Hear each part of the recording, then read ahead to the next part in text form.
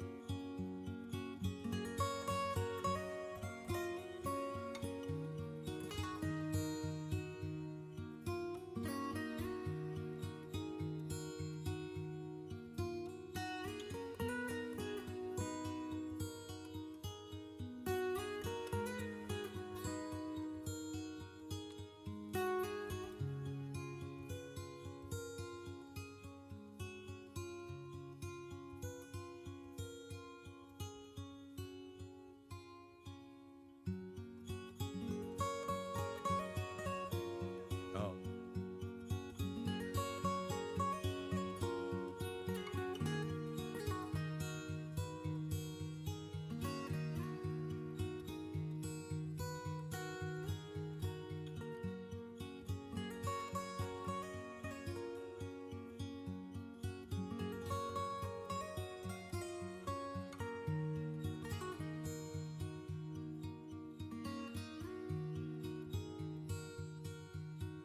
It is that time. We are live streaming, so folks are probably getting on. Well, good evening once again. We're here for week 3 of the book of Revelations, written by someone named John. So as we always do, let's start out with prayer to get centered. As we breathe in and breathe out and just feel and sense the presence of pure being. And remain open and receptive to the living spirit of the God presence. We allow it to be expressed through and as us. For we know that we are one with this presence. And we remember that as we come under its guidance and its governance, and remember our oneness with it, then we speak, act, and think from this awareness so that we are radiating the energy of the Spirit of God everywhere that we go. So those who cross our path have something within them ignited. They have a remembrance of who and what they are because they feel and sense that same energy that we are radiating from the depths of our soul. So let's go to the quiet place for a moment. Just feel and sense our oneness with this presence and with each other as we let God be God in us.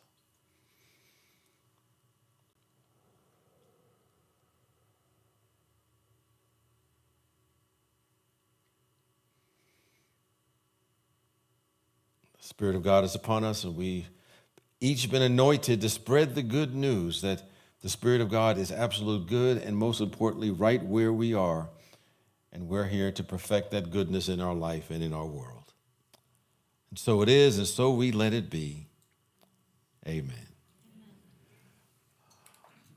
All righty. First couple weeks. Well, first of all, has any thoughts popped up in your mind? Any questions since we started the class, since last week or the week before? I don't know if you ever have things happen to you where you go to something and then you wake up at 2 o'clock in the morning and say, I was wondering about X, Y, and Z. I don't know if anybody's had that experience, but if not, we'll just keep on. Yes, okay. All right, so I missed week 1 and 2, but that's okay. So what I'm curious about, James, is what was said or reflected on about duality. Can we have light and dark at the same time? Can we have good or bad? Can we have anxiety and calmness? How about duality? Ooh, boy, that's a... Well, someone said that, you can't have joy unless you have a little sadness as well, because you have nothing to compare it to. So, we do have... Here's the thing I always look at that perspective. In the absolute, there's only one energy. But in the relative world, in our level, we do have duality. We have polar opposites, or polarities, I should say. So I think in our everyday life, I would use the word polarities as opposed to dualities, because that's the way the human experience is. And at the same time, when we talk about the absolute, there is no duality, there is no polarity, there's only oneness. But in the human plane, yes, we do have, from our perspective, duality. So that's just the James Trapp perspective on it. Anything else? Somebody that hadn't thought about that question, although I've encountered it before. Well, just briefly, anybody here? You're new for the first night. This is our first night. First night. Any other here for the first night? Oh, we got wow. Okay, well, every week we get some new people that weren't here the week before.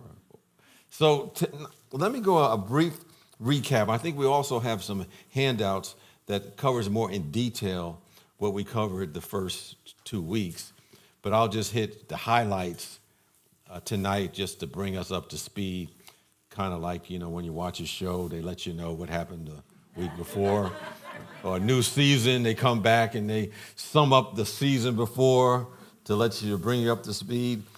But in the first week, we pointed out the primary thing that we pointed out is that Revelation is a symbolic book. It is not a literal prediction of a world of destruction or doom and gloom. It wasn't written with that perspective or that way. And we pointed out that it was written during the Roman persecution, and it was written by that person named John to the individuals who were under the tyranny of the Roman Empire at that time, in order to give them coded messages of hope. They were really trying to rally up the troops, the consciousness of the troops. And so the key message that, overall the message of Revelation is, it is about transformation. It's not about gloom and doom, although if you look at it literally, it may appear that way. And then we looked, last week, we looked at the symbols such as the lamb and the beast and 666. And if I were to sum up all of those symbols, it represents different stages of consciousness. And particularly when they talk about the 7 churches, each of them represent a stage of spiritual growth that reflects something going on in the human experience.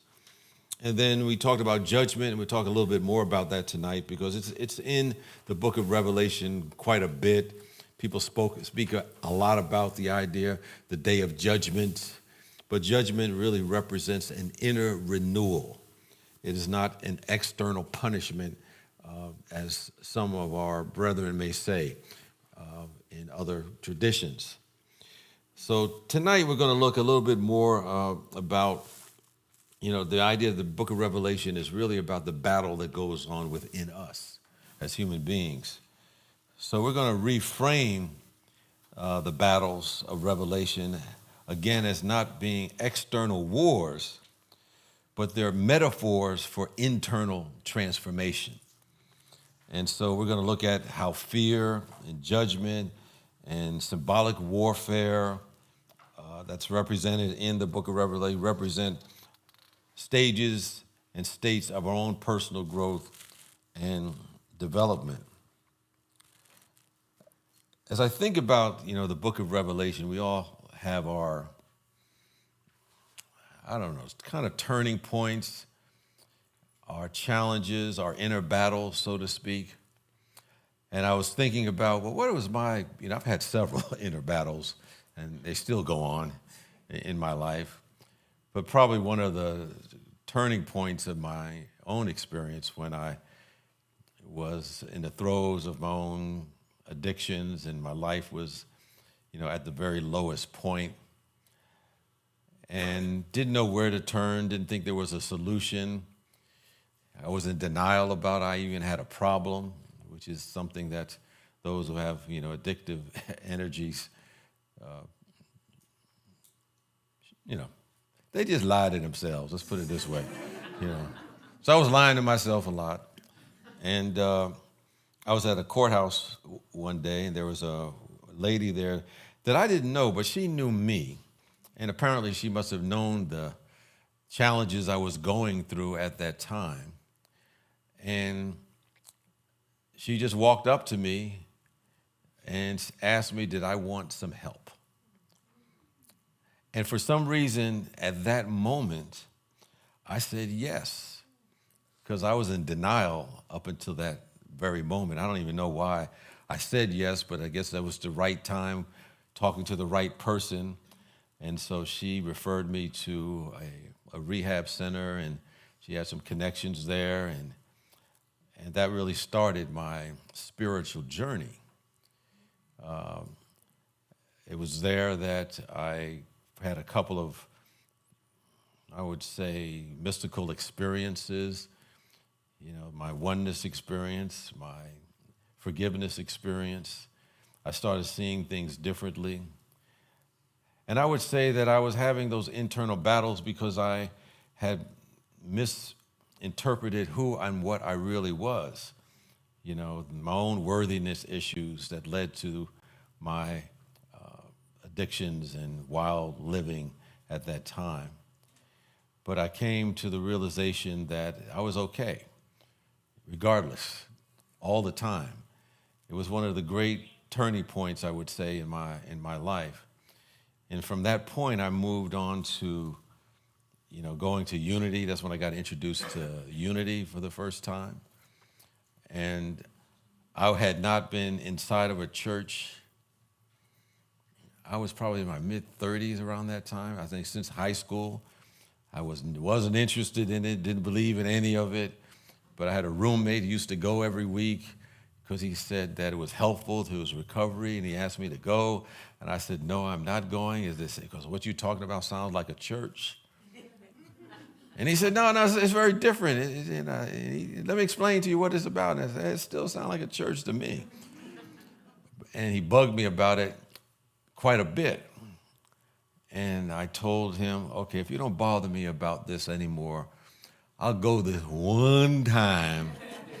And I did go that one time, and I sat, it was a big auditorium, and I was sitting in the back near the door, near the bookstore, just in case the guy said something I didn't agree with, didn't like, I could slip out without interrupting anybody.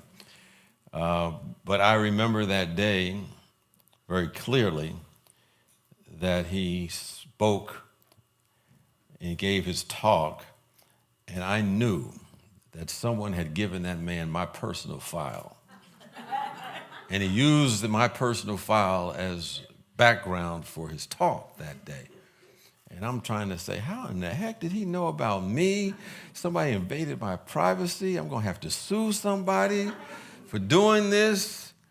And I kept coming back. And it led to a journey of transformation that I never would have expected in my life. But I had those, quote, inner demons within me. I had those challenges within me, and I didn't know exactly how to navigate them.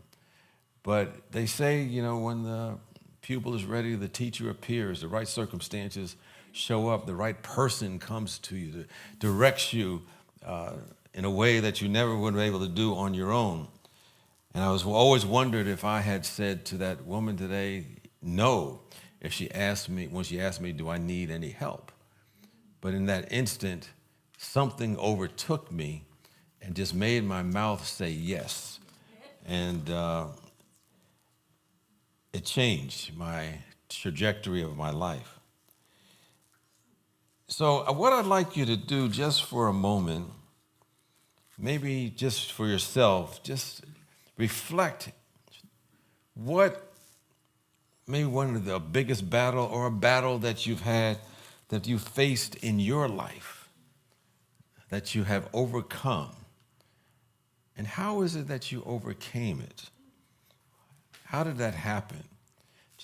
Maybe you could just have a little meditative music in the background, just reflect on it, think about it. If something comes up, you can write it down. If not, just, reflect on your life experiences and just see what kind of battle that you may have faced in your life. So we just take a couple of minutes. Don't think too hard about it. Just, let your mind lightly look over the landscape of your life.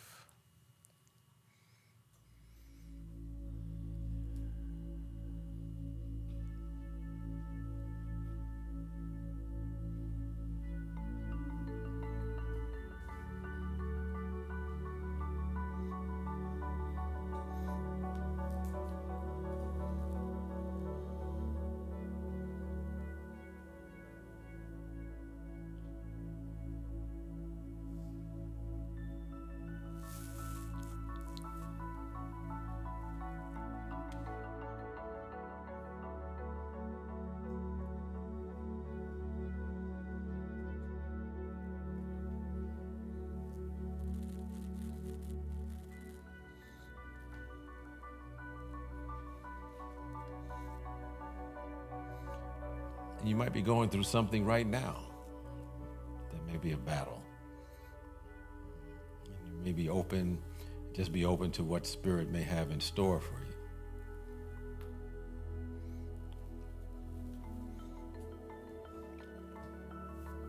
We'll take another 30 seconds or so and then carry on.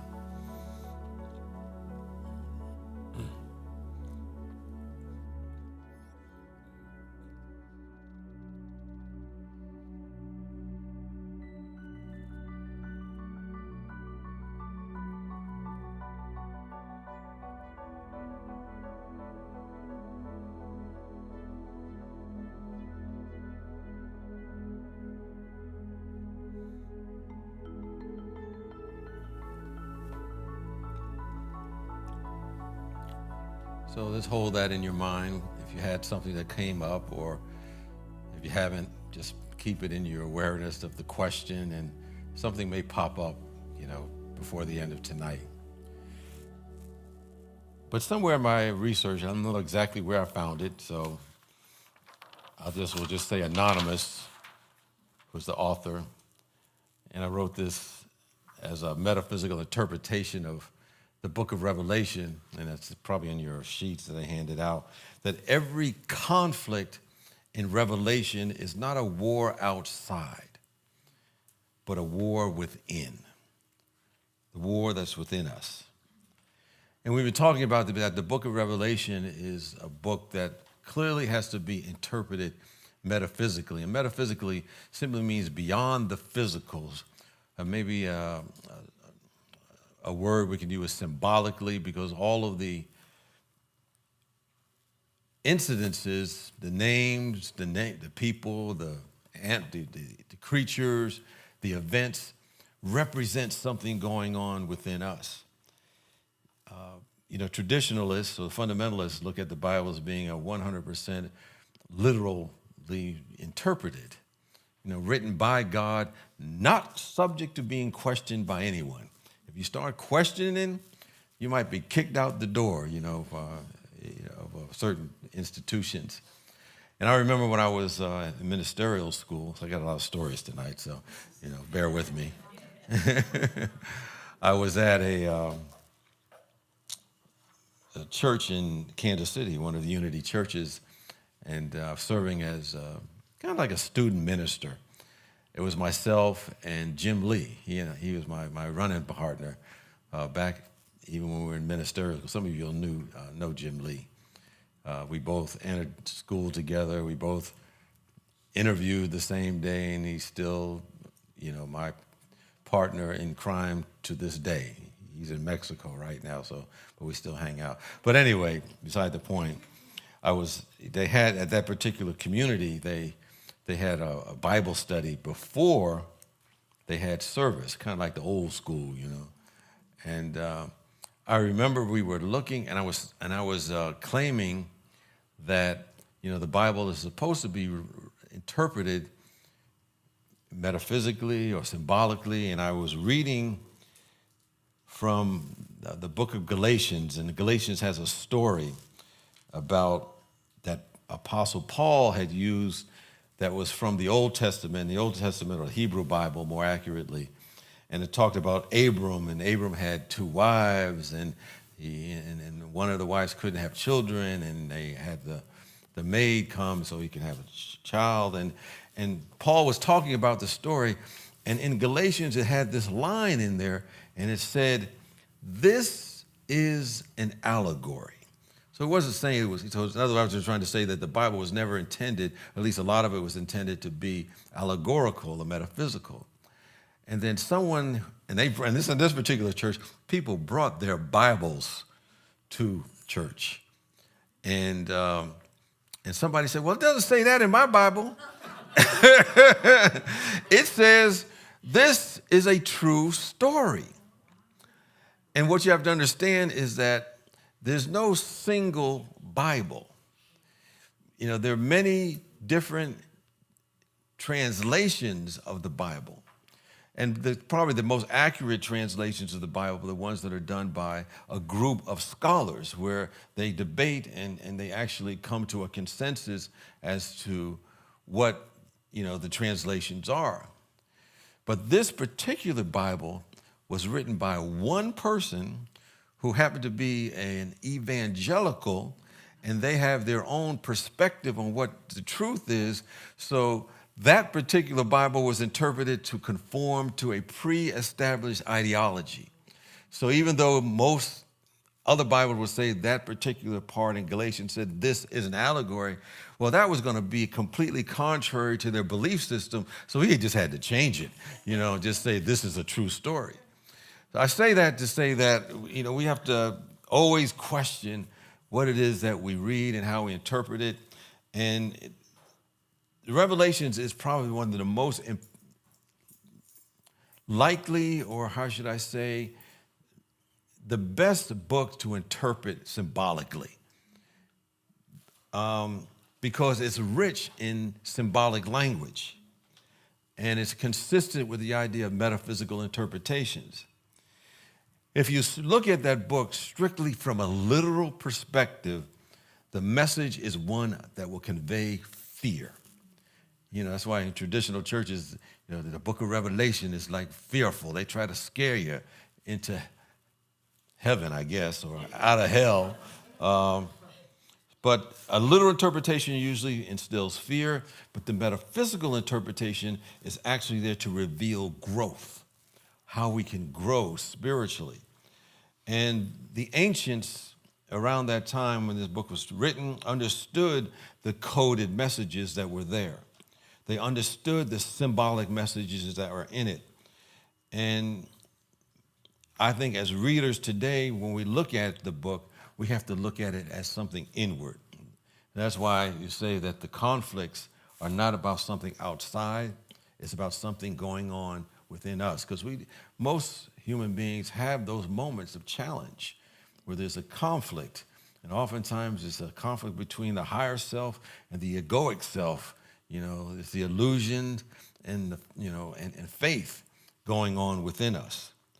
So all of the characters in the Bible, the names of the people, the creatures that are in there, the events, the places and things actually represent something symbolically within us.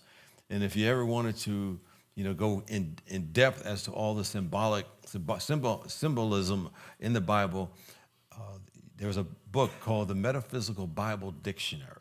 It's a big old thick book that has many of the names, if not all of the names that are in the Bible, what they mean metaphysically, if you ever want to take that out. But here's the thing. When we look at the name, beast shows up a lot in Revelations. But the beast is nothing more than the ego, our ego consciousness. And then, of course, you see the word lamb. And the lamb, really represents the divine, the Christ consciousness that is within us. You could also say the beast kind of represents the material consciousness that gets a lot of the world in trouble today, because they're attached to the materialism and the divine and at the exclusion of the Christ consciousness. And that's the consciousness that we really want. There's nothing wrong with the material, but if you make that the object of your life, then there's something that is lost. And so what we want to do is have the consciousness of the divine Christ. We also see the word New Jerusalem in there, and that represents kind of the enlightened state of mind. And for some reason, when I thought about, the enlightened state of mind, it's almost like I thought about the movie The Blues Brothers for some reason.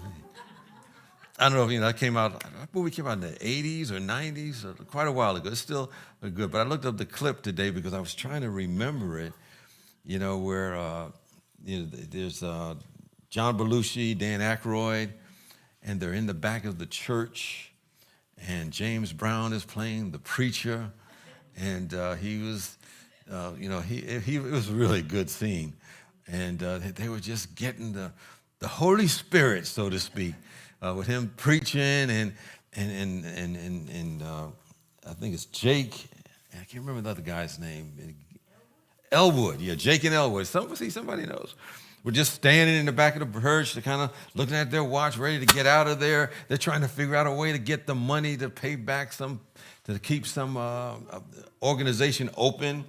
And they're standing there, and then all of a sudden, John Belushi, I think he's playing Jake, suddenly, as everybody's getting really excited, and the Holy Spirit, the Holy Ghost, as they would say, and they're jumping around, and he just said, "I can see the light.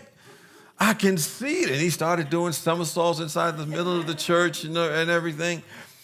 And he said that's when he came up with the idea of the band, bringing the band back together to make the money that they needed to support the charitable organization that they were trying to support.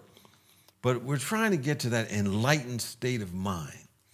And that's what I think when we see that word New Jerusalem, that is the vision that the writer had when he was trying to get individuals to see the light, to see from the spiritual perspective, to see from the God's eye view rather than from the ego view.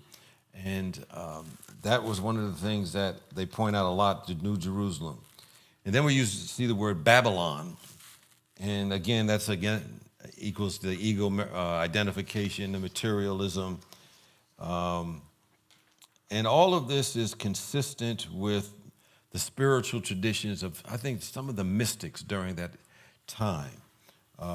It could be mystical Christianity, of course, the Eastern philosophies. And in the Christian strand of philosophy, there's always been more than one major approach. There's the approach that seems to have won out today would be the more traditional fundamentalist approach. That's the one that's kind of the most dominant. But at the time when Christianity was created, they had another strand of Christians. They called them the Gnostics. And the Gnostics had what they call the knowing, the inner knowing. They looked within because they feel the knowledge was already within each and every one of us. They pretty much got pushed aside. As they try to push aside, we are probably of the lineage of the Gnostics. Religions, unity, new thought, or philosophy are really part of the Gnostic strand of Christianity. But, we're called heretics and, other names I cannot think of right now. But understand that the Gnostics and the mystics, they understood the messages that were in the book of Revelation. Okay, what I want to do is read about the idea that all the battles are metaphors. All the battles that are in the book of Revelation are metaphors. So I had some scriptural references I just pulled out randomly. The one from Revelation 12, verses 7 through 9. And I guess we could do like we did the first couple of weeks. We just read them aloud together. This is a little bit longer than normal, but we'll see if we can stay in unison or not. So let's start. Then war broke out in heaven. Michael and his angels fought against the dragon. The dragon and the angels fought back, but they were defeated, and there was no longer place for them in heaven. The great dragon was thrown down, that ancient serpent who is called the devil, and Satan, the deceiver of the whole world. He was thrown down to earth, and his angels were thrown down with him. And when I looked at all of that, I said, there's a lot of squabbling going on in this story. But really what this represents, the reason I pulled that out is because it's kind of symbolic of representing the cosmic struggle that is going on. Forget about the names, but there's a struggle going on. And that struggle mirrors what goes on within each and every one of us. So there are a number of battles that are mentioned in the book of Revelation that represent spiritual transformation. I think it's in your outline, I think, some of the stuff that I wrote. But these are some of the key battles, and not all of them. They got so many battles going on in the book of Revelation. But then in Revelation 12, 7 through 9, we just read, I think we read about that. That's really the struggle between our human self, and the ego. And we'll talk a little bit more about that. I'll expand upon that shortly. But it does represent that internal challenge that we have between the human part of us and the divine part of us, the ego and the spiritual part of our being. And then, of course, we have the Battle of Armageddon that's pointed out in Revelation 16:16. And this is the final showdown, the shootout of OK Corral, so to speak. But it's really a symbolic showdown between truth and illusion. It's a clash between old ways of thinking and spiritual awakening. I wrote a blog this week just trying to, people ask me about a lot of things that are going on in the world and how do you explain it. And, I think a lot about what's going on and the seeming disruptions that are taking place, and it's causing a lot of angst in people. And, part of it, I believe, is the idea of, I think I mentioned this before, I do mention it often, and Emily Katie's book talks about chemicalization. Whenever you get ready to go to a new stage of development, there's agitation. And anything unlike what's, where you're trying to go as a society or as an individual, there is a disruption that takes place. And then I mentioned the idea that there's a couple of authors that wrote a book called The Fourth Way, and they talk about the stages of what happens every 25 to 30 years of transitions taking place. And the fourth way, and I don't remember the first three, but things are kind of solid and stable, and then there's changes, and then there's a point where there's a big change taking place, and they call that the fourth way, where everything seems to be in upheaval. And it's a cycle that humanity goes through. And so I say that to say what? That this final battle is the showdown between the old way of thinking and some spiritual awakening. And so it shows up in our life, and it also shows up in our world. So that's the Battle of Armageddon. And then there's the fall of Babylon. And the fall of Babylon symbolizes the letting go of attachment to materiality. Letting that go. And then the victory of the Lamb is just when the spiritual consciousness, the divine consciousness, the Christ consciousness triumphs over the lower self. So anyway, all of those stories, and there are others, the conflicts, are reflecting some sort of spiritual awakening. The ego dissolution, dissolving the ego, some sort of transformation. When I was thinking earlier about how this interpretation is a valid one of the book of Revelation, I remembered a scholar, a woman by the name of Elaine Pagels, brilliant Christian history scholar. And I remember reading that in ministerial school, and she wrote a book. I think if you really want to know the history of Christianity and how it evolved to what it is today, want to know the roots, read her book, Beyond Belief. It is, if you like that kind of historical perspectives, because it talks about the two strands of Christianity and how they began between what I would call the fundamentalists and the Gnostics, or the people who had the knowing within. But one of the things that Pagels emphasized in her work, and she was, I think she had a PhD from Harvard Divinity School, and she won some awards and for her original work in that. She was truly deep. And she's like, my go-to person if I want to get someone with scholarly support for the ideas that we represent. Elaine Pagels is my girl. She got it going on down there. But I summed up some of the things that she talked about. And she talked about the idea that Revelation was a protest against the empire. We talked about that a little bit the first week. And she emphasizes that the text was written in response to the Roman imperial violence, especially the destruction of the Jerusalem temple around 770 CE, the Common Era. And for her, the beast in Babylon represented Rome and the oppressive political structures. So there weren't just historical entities, according to her, but they were enduring symbols of domination in every era of history. And so they represented something that was going on a regular basis, and it just happened to be written about in this way during the Roman time of the oppression of the Christians during that era.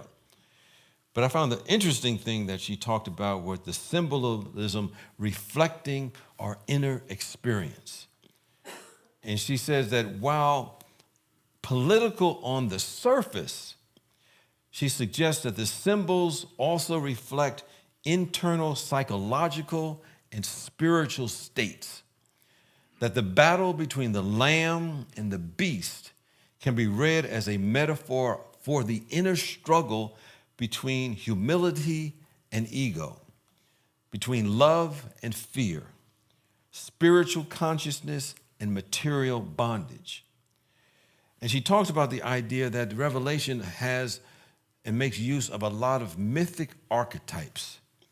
And she points out how Revelation draws from the Jewish apocalyptic tradition. We talked about that the first week, I believe.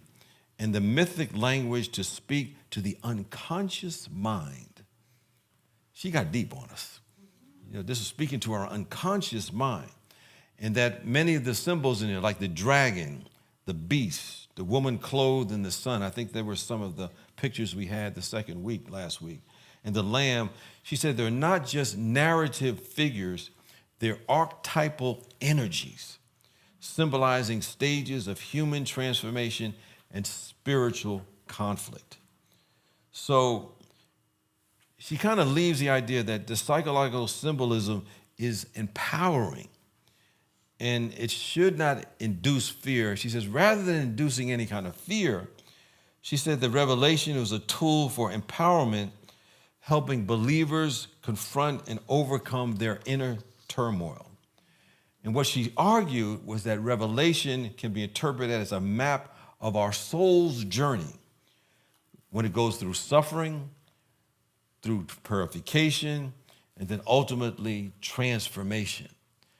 So the role of the vision and imaginations that we see in there, she says they were intended to awaken our imagination, and they were not to predict literal events. Like a lot of people say, they want, to have the war in Israel, Gaza, this is supposed to be the symbol to help, when they triumph, Israel triumphs, then Jesus will come back, So that's why I may be getting off a little bit, but anyway, the fundamentalists, are so invested in what takes place there because they know that Jesus is soon coming back. Whenever this battle is over and the right outcome happens, then he's going to come down and the rapture is going to happen. Going to suck up the 144,000. I don't know how many. They must not know. They're not counting because a lot of them are going to be left out. But anyway, that's what she says. It's not to predict events. And she says that John's dream-like symbolic imagery parallels Jungian psychology. If anybody studied Jungian psychology, Jung often interprets our dreams to say what's going on in our life. Where inner truths are revealed through symbolic dreamscapes. Anyway, she talked about the cosmic battles in Revelation reflect deep existential questions. How do we live with injustice? How do we overcome fear and despair? And for pagans, the end of the world in Revelation is actually the end of a way of being. It's an invitation to personal and collective transformation. So if I were to sum up her interpretation of the book of Revelation, it's saying that there is an ending taking place. There's tremendous agitation and disruption for what is ending before we have a breakthrough to something new. And that would be the New Jerusalem that they talk about in the book of Revelation.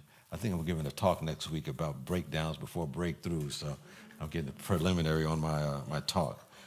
But Elaine Pagels is and she's not really well known outside the academic world, but she has some really good stuff of when you want to have historical, insightful, brilliant insights on Christianity, book of Revelation, the Gnostics.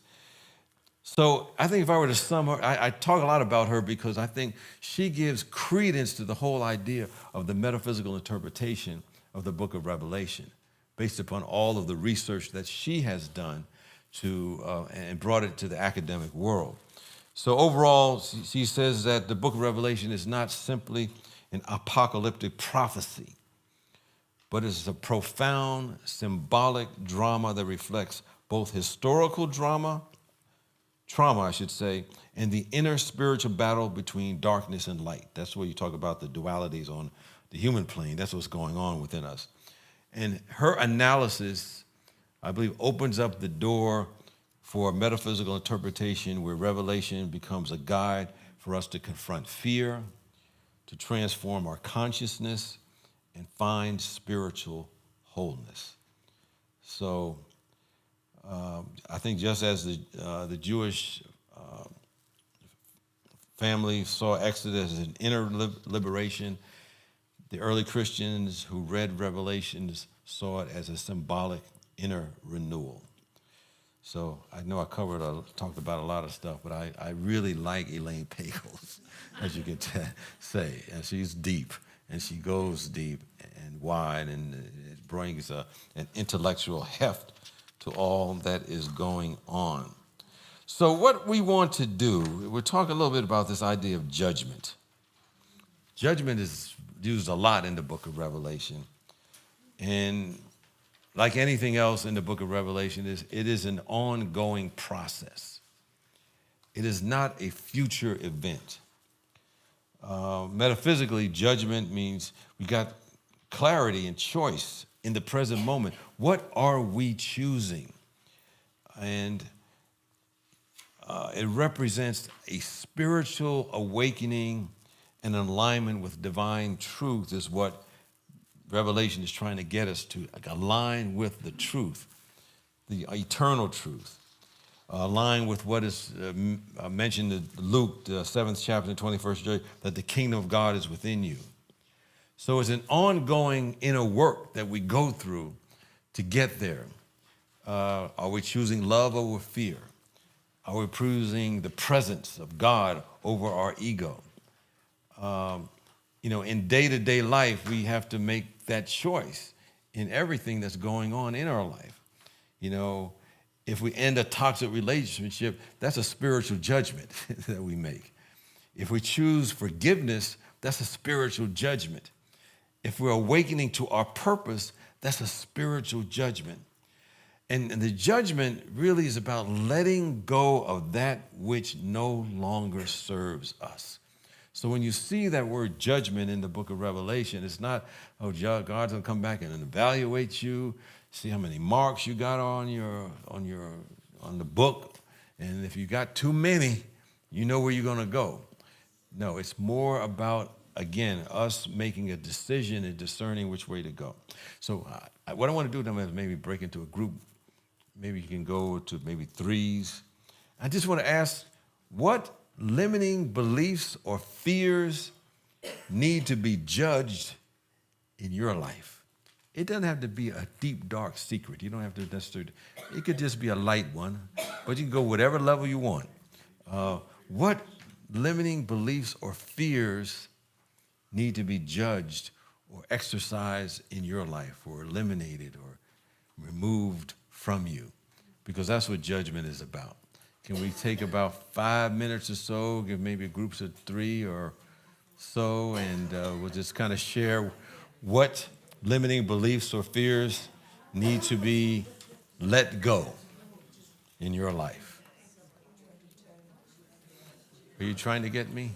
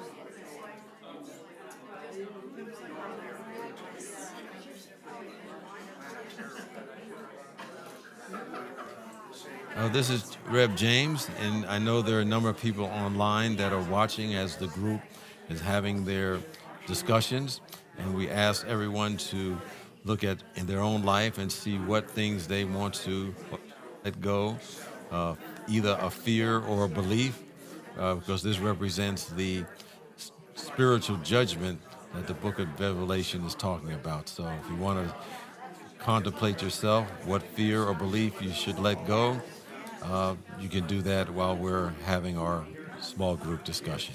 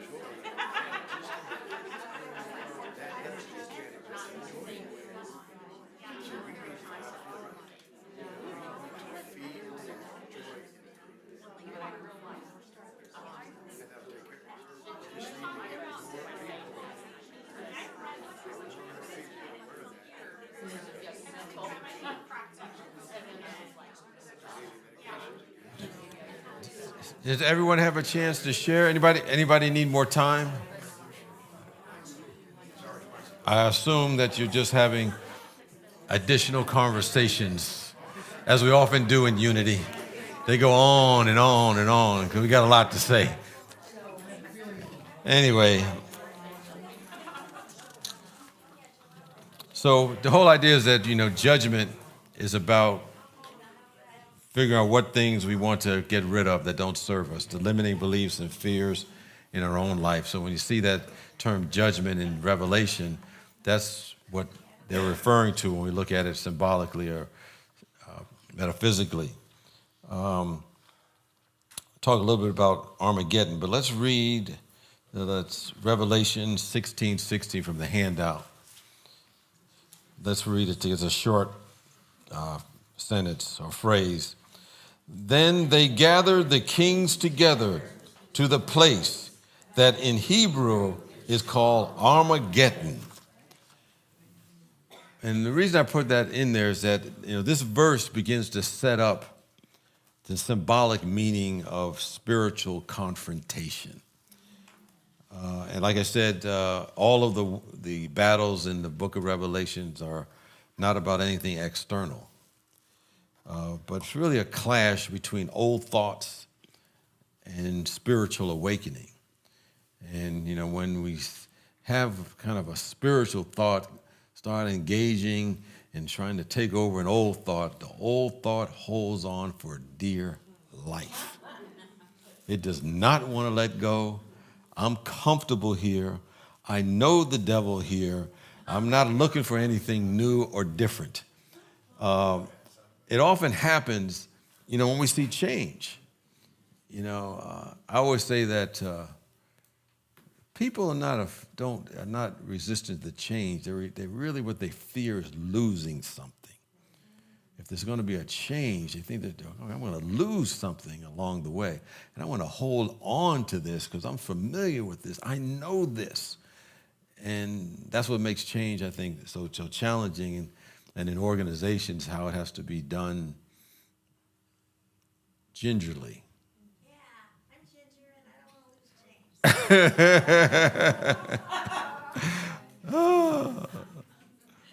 change. It's having been in organizations that I sometimes large or small, I realize that an organization can only take so much change at a time. Oftentimes you got to start small, get buy-in for people so they feel comfortable about the change. I don't know, some people go into change organization, they just like a sledgehammer. Yeah. But that's a whole different story there. Yeah. I think it's a way that we can look at it. Dramatic change is upsetting to the system. I mean, internally, to most people, and when you have large-scale change, it's a societal angst that happens, and sometimes it's not totally thought through about how to do those things. But anyway, we're talking about that Armageddon is not an external war, it's a clash between an old and new way of thinking. And oftentimes in our own life, old ways of thinking show up when we have, something's about to happen and fear raises up, or separation and control and our attachment to our ego. And sometimes old ways of thinking are based upon, domination and scarcity, just trying to keep things exactly the same or go back to a comfortable period of time. And then it may run into a spiritual awakening, and that includes the qualities of unity and surrender, inner peace, divine identity, the Christ presence.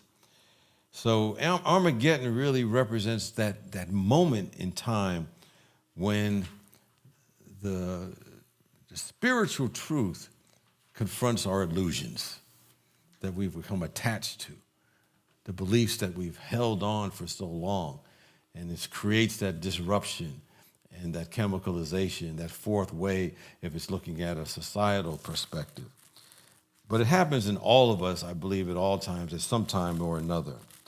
So sometimes we need to ask, as we go through our own inner agitation, what battle am I facing right now that I'm not conscious of maybe at the moment? What truth is trying to emerge in this moment? We have to ask ourselves that question to navigate what our ego is creating as our own Armageddons in our life. So before discussing maybe the metaphysical, let's continue on with this judgment. Let's read, I think, Revelation 20:12. It's a short introduction. It's a lot longer, but I just pulled out the first phrase. And I saw the dead, great and small, standing before the throne. This verse traditionally is linked to, quote, Judgment Day. I guess all of us are gonna, when they have the so-called rapture, it's supposed to, according to literal interpretations, not only the people who are alive, but the people who are dead, they'll be lifted up, and come before the throne. I never understood that, but, there's some people who literally believe it. They can't explain it, but they just say it's true, But anyway, that verse is supposed to be, I saw the dead, the great and the small, standing before the throne. And so traditionally, this is a representation of what we call the Judgment Day. And that's what some folks believe. But metaphysically, when we talk about judgment, like I said, it's letting go of things that don't serve us anymore. We're letting go of old identities. We're letting go of limiting beliefs. We're letting go of emotional baggage. Things that we can do in our own life. It's just releasing any guilt that we have from our past, because it has nothing to do with what's happening to us right now. We're just bringing it into the present moment, and has nothing to do with what's going on right now. It's only in our own minds. So, spiritual judgment says we can let that down. We can let it go. It's letting go of the belief or the fear that somehow we're inadequate or we're not good enough. Again, that is a human construct that does not serve us. And spiritual judgment says we let that go, because that is not who we are. That is not our identity. Or sometimes we may surrender addiction to approval or control. We want, in order for us to feel okay, we need other people to validate us.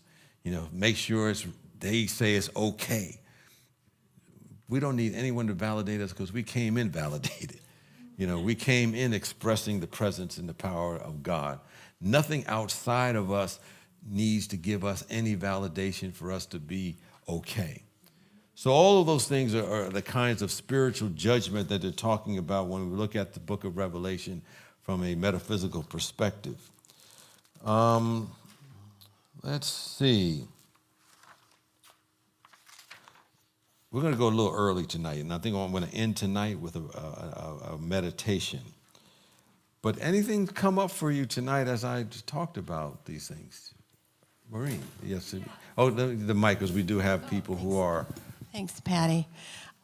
So, James, I've been looking at your chart, what you're standing next to right now.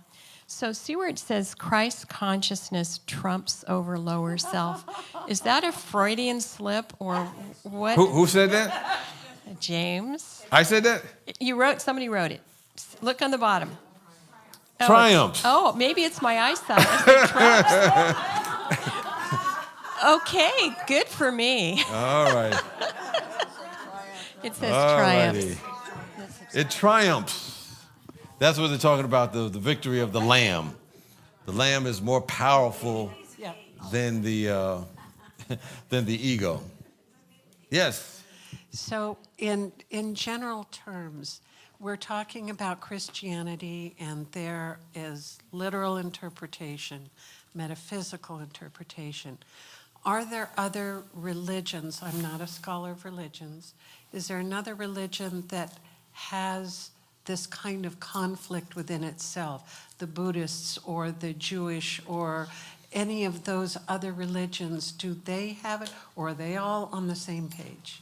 I would not say that, no. I would say, no, none of them are necessarily on the same page if they have within each religion. But I'm no expert on any other religion. I'm hardly an expert on Christianity, maybe somewhat of an expert on spiritual metaphysics as it relates as a branch of Christianity.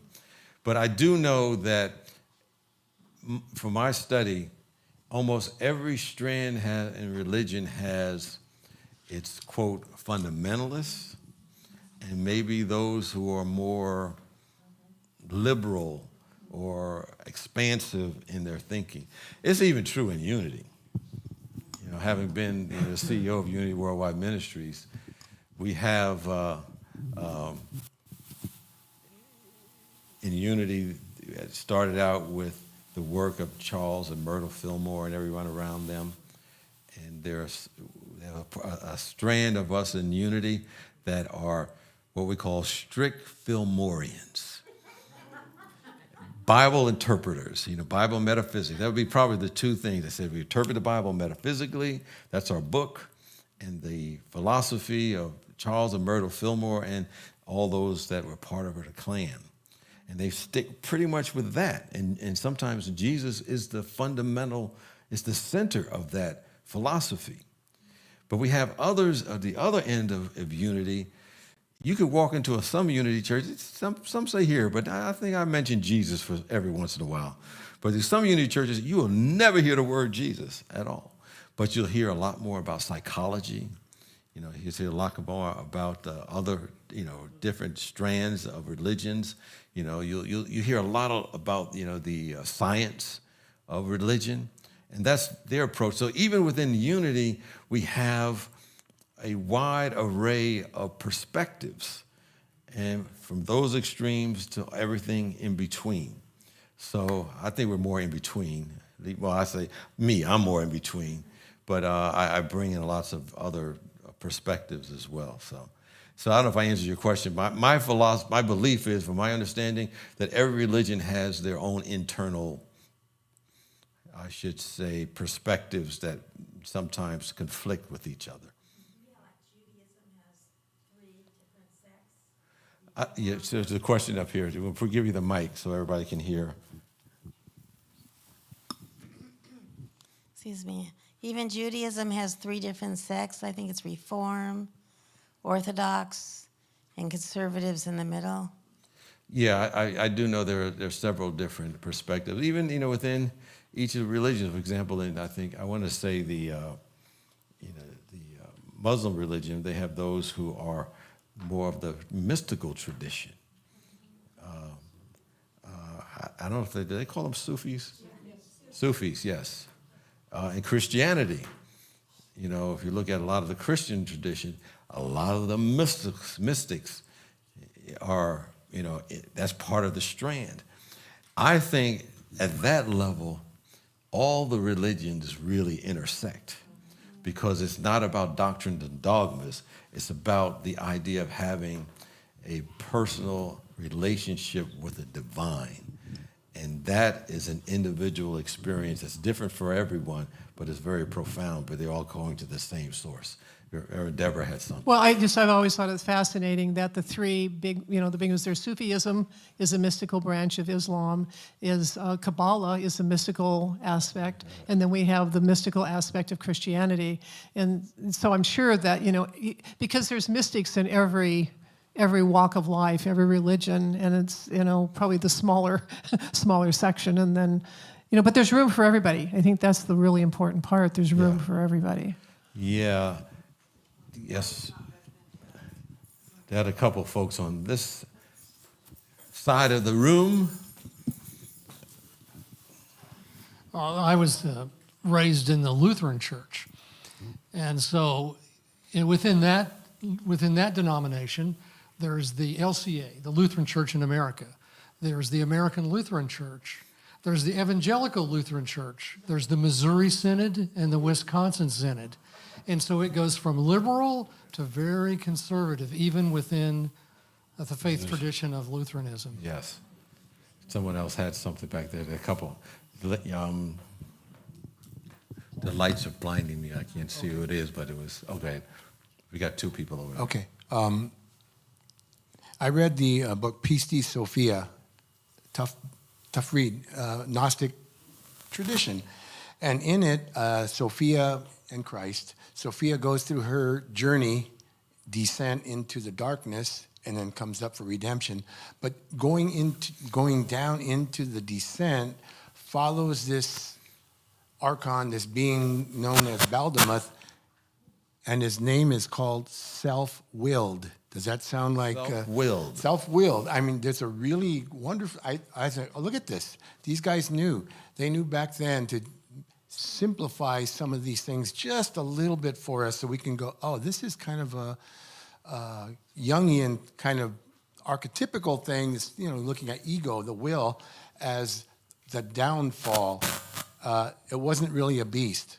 I mean, they called it a beast. It was a lion, had a lion head, it was a beast, and it seems to line up a lot with what's going on in Revelation. Yeah. So I think going on at that time, there were a lot of similarities, and yet this vast difference between the Gnostics and early Christians, which is okay. Yeah. It gives us variety. Yes. Hi, I was wondering, could you talk a little bit more about the Jungian archetypes and how they relate to Revelations symbols? Yeah, I have to say I'm not an expert in Jungian psychology. I don't know anything about Yeah, it. but apparently, I knew a guy who was a Jungian therapist, and he would share a little bit about how he would have people bring their dreams to him as part of their therapy. And apparently, Jung had identified, and I'm blanking on what they are, but there's some universal archetypes that show up in our dreams that give us an idea of what's going on in us psychologically.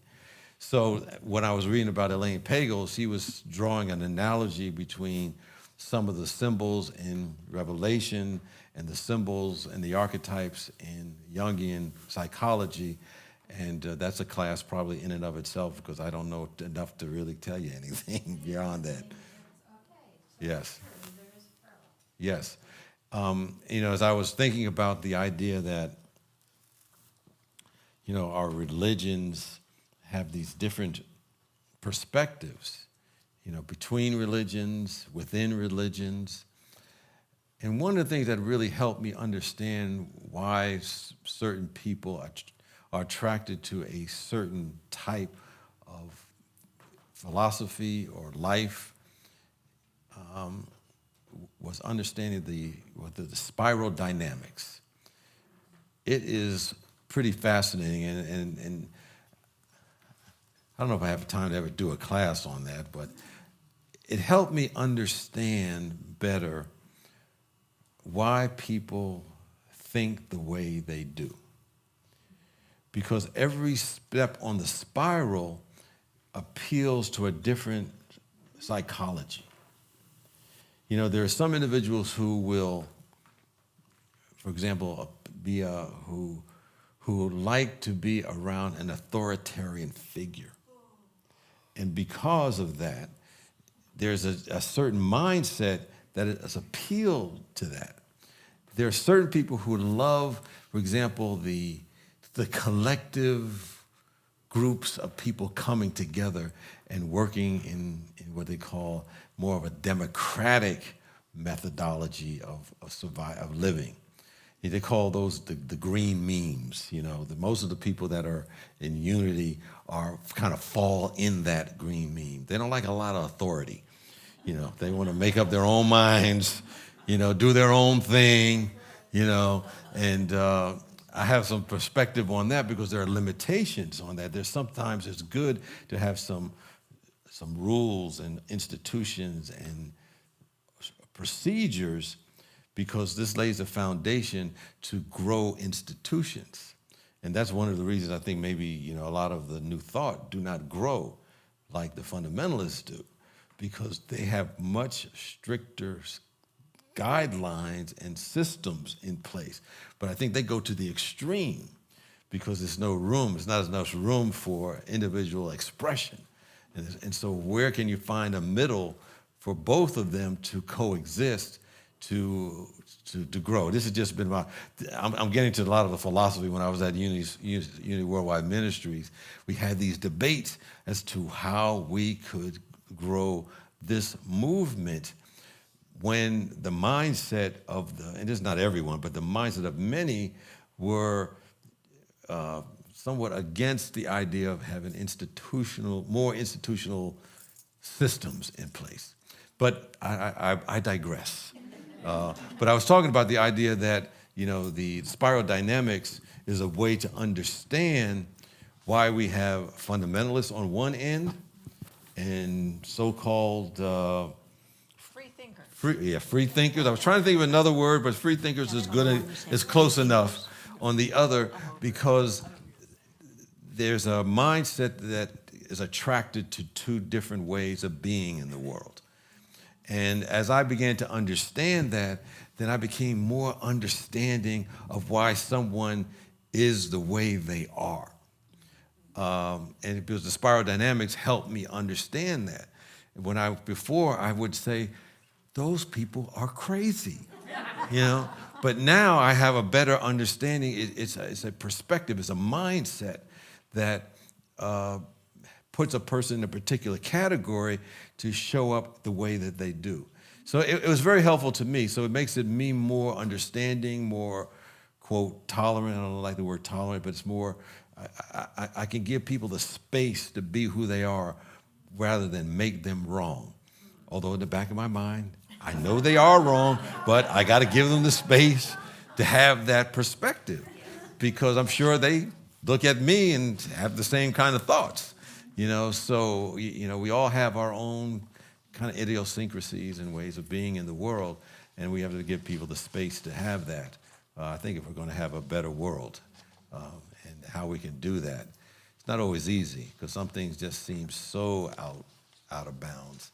But anyways, the spiral dynamics, I say that because spiral dynamics gave me some understanding on how to see things from a different perspective and be okay with some folks that I think are not okay.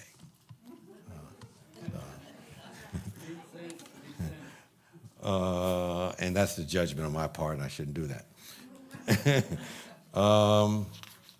What is our time looking like here? 8:14.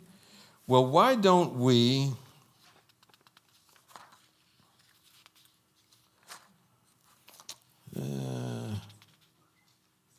just read one more Revelation. I think that's the last one on the sheet, Revelation 21:7. And then we're going to close out with a meditation, kind of a letting go, an inner transformation for ourselves. Revelation 21:7. Let's read that one together. Those who are victorious will inherit all this, and I will be their God, and they will be my children.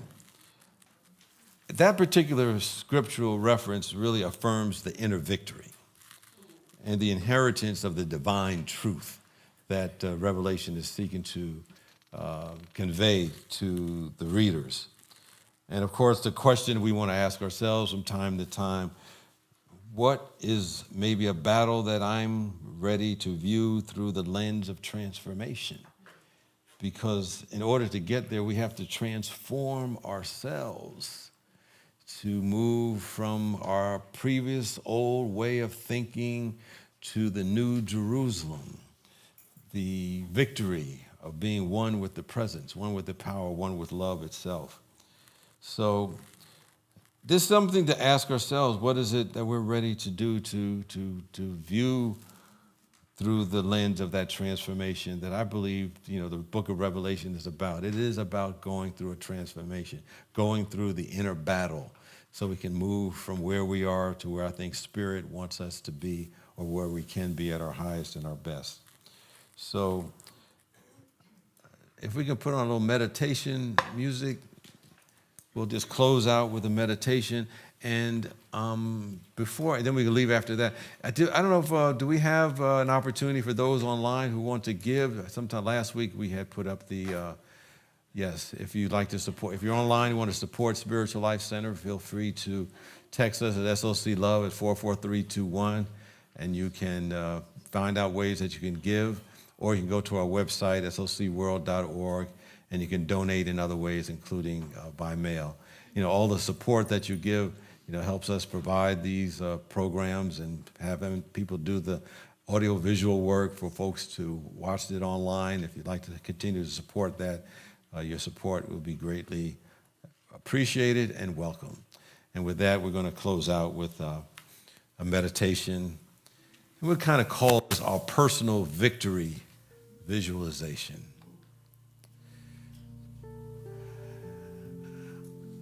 So I invite you just to close your eyes if you feel comfortable.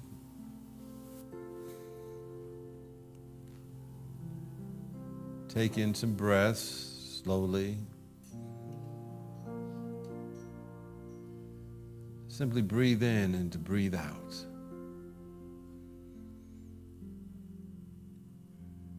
Become fully aware of your breath.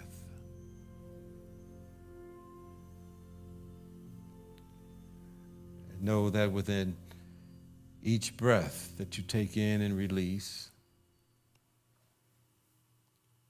you're not only relaxing your mind and your body temple,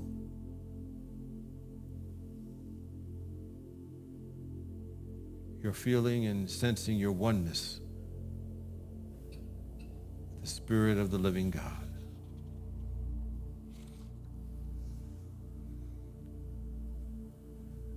So simply become aware of your breath.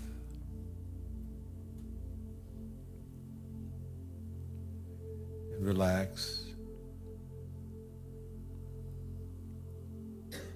And rest assured that you are surrounded and comforted by an eternal presence.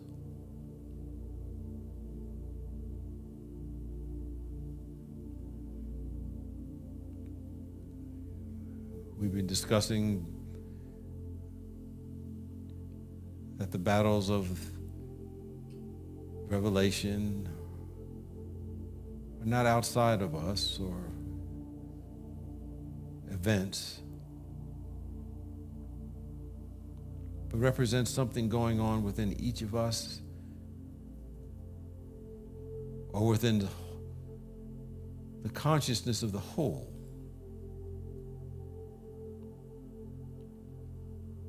It's an internal experience.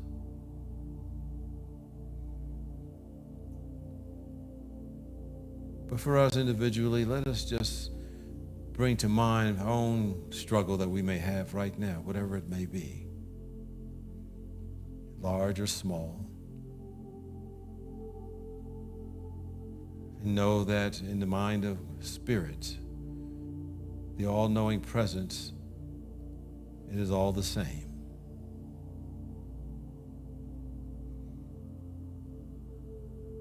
And whatever the internal conflict is, just see it in your mind's eye. Bring the symbols to your awareness if you can.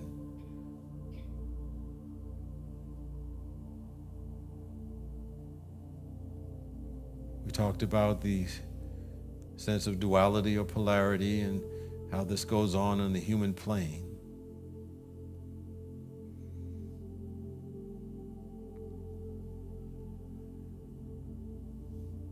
And perhaps the battles with a storm or a beast is symbolized by one of those or one of the other creatures in the book of Revelation.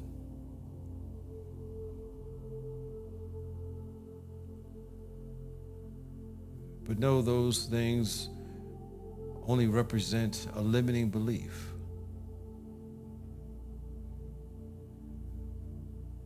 It's a belief we believe in the storm. And we give it power.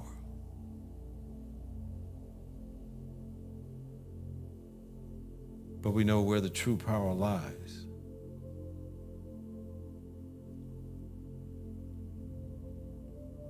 It is in that divine light, that Christ light, that God presence. It is the inner wisdom that we all have that is waiting to be expressed.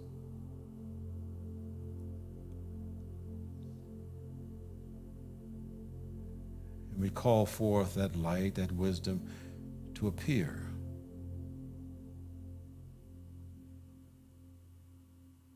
For it's only waiting for our consent.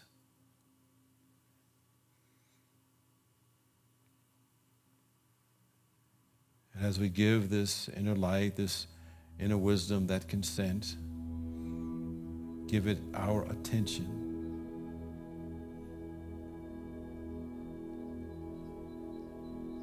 It confronts the seeming darkness, the fear, the limiting belief.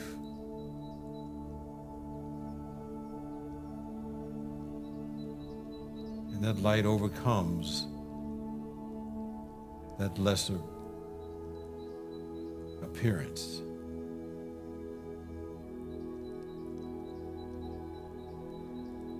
We can see and feel and be the light.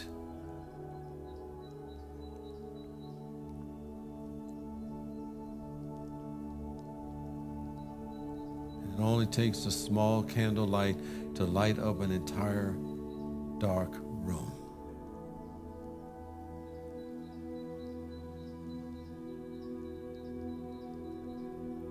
The darkness is nothing more than the absence of that light.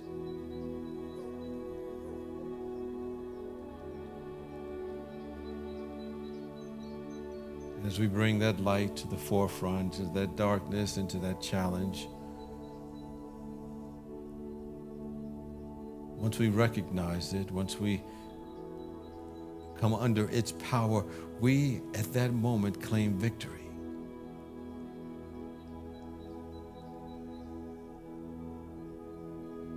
We feel the shift. We feel and see that spiritual freedom.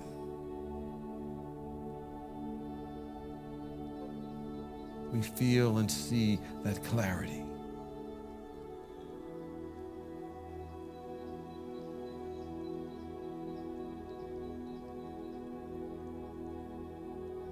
And as we see that shift and that clarity and that freedom, we are the walking embodiment of the New Jerusalem.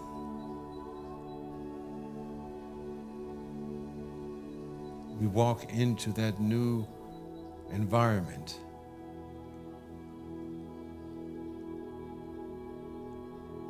And we radiate the qualities of peace and purpose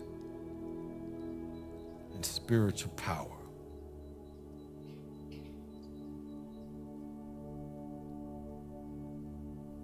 And in an instant, we realize that the light is always far more powerful than the darkness that appears. And in the end, it is only an illusion that we have given power to. But the true power is always the light. The true power is always the qualities of the Spirit of the living God.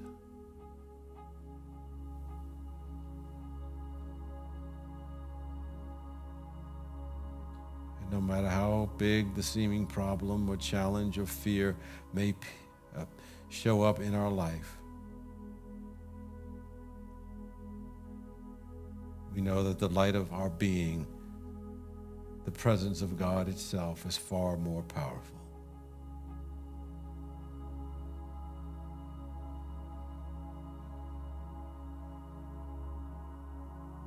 And we can affirm in any situation where we have our own inner battles,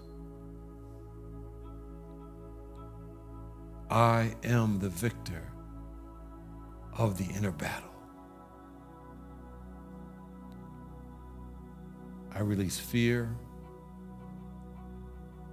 I rise in faith.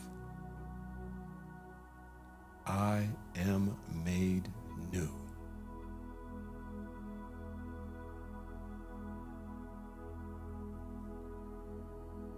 So we walk forward knowing we are in victory, we are victorious.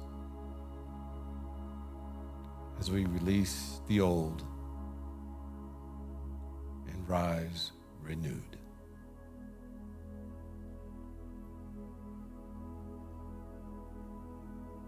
Feel that, know that. And for this, we are grateful. And we are thankful. Amen.